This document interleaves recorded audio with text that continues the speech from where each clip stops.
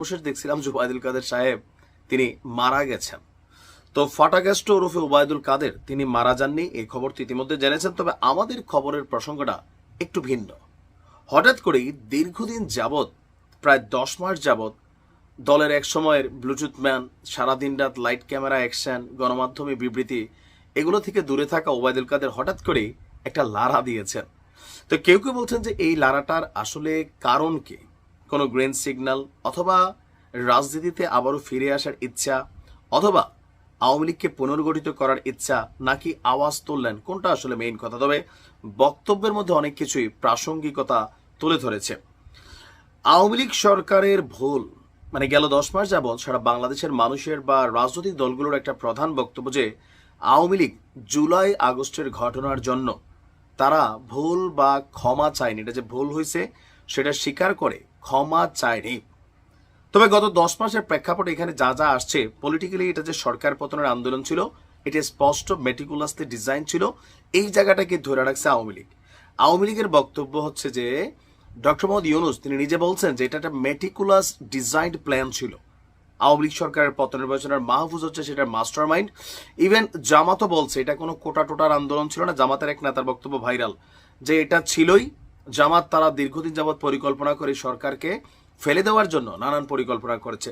So মার্কেটে এখন নানান ধরনের অবস্থান, এনসিপির বিভিন্ন কর্মকাণ্ডেও সাধারণ মানুষের মধ্যে, ছাত্রদের মধ্যে চিন্তা ভাবনা আসছে এটাও একটা পরিকল্পিত কাহিনী ছিল। কিন্তু যত কিছুই বলা হোক, জুলাই আগস্টে যে মানুষগুলো মারা গেছে এইটার দায়ভার আওয়ামী লীগকে নিতেই হবে।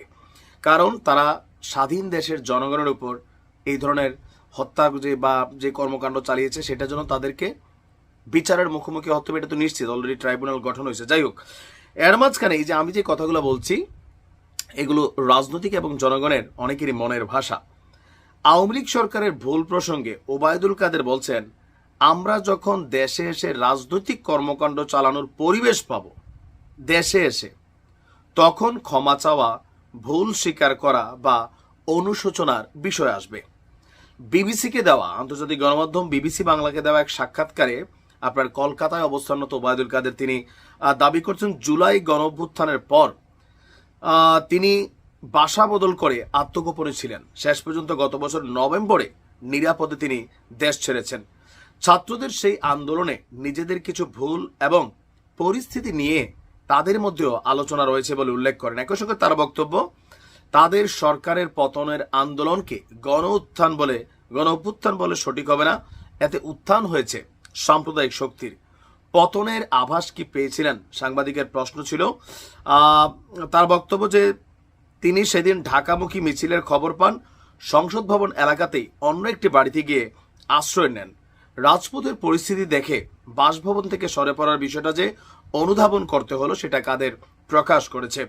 এক পর্যায়ে জানতে পারেন যে সেনাপ্রধান জেনারেল ওয়াকারুজ্জামান বেতার এবং টেলিভিশনে ভাষণ দেবেন।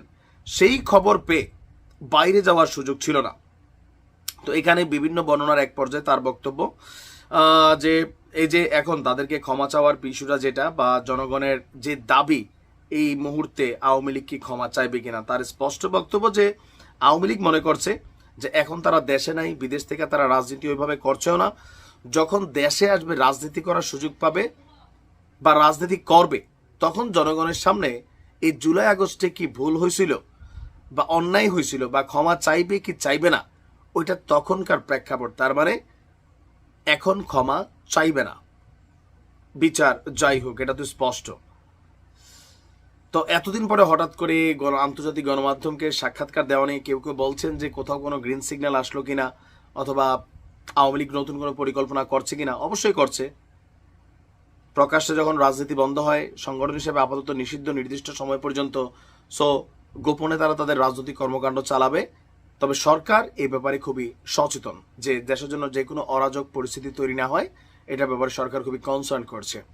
দেখা যায় ওবায়দুল কাদেরের বক্তব্যে রাজনৈতিক দলগুলোর আবার পাল্টা প্রতিক্রিয়া কি হয়। ভালো থাকুন।